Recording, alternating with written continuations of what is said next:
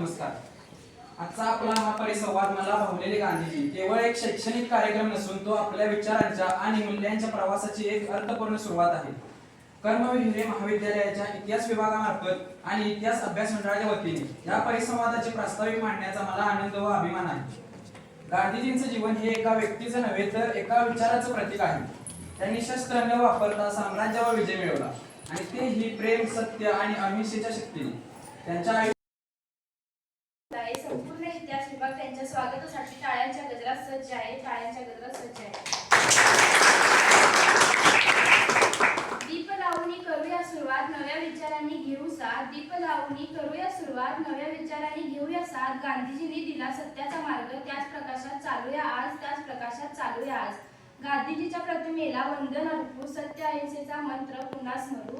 त्यांच्या पावलावरती चालू आपण, देशभक्तीचा दीप उजळू आपण. आता आपण करणार आहोत महात्मा गांधीजींच्या प्रतिमेचे पूजन व दीप प्रज्वलन. या दीप प्रज्वलनातून आपण सत्य, अहिंसा आणि शांततेचं दीप आपल्या अंतःकरणात प्रज्वलित करूया. मी विनंती करते मान्यवरांना की त्यांनी दीप प्रज्वलन आणि प्रतिमा पूजन करून शुभारंभ द्यावा.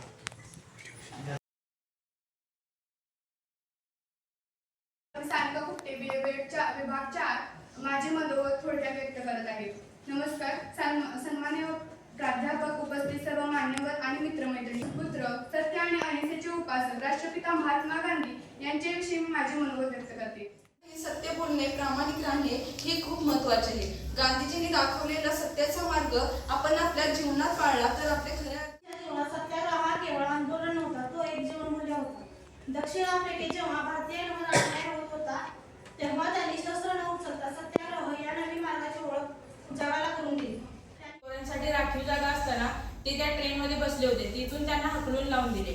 त्या अपमानानंतरही त्यांना राग किंवा सूड न येता त्यांनी शिकवलं असतं तर युद्धाचं अस्तित्व संपलं असतं. आणि मार्टिन लुथर किंग ज्युनियर म्हणाले, मी माझ्या प्रत्येक अहिंसेच्या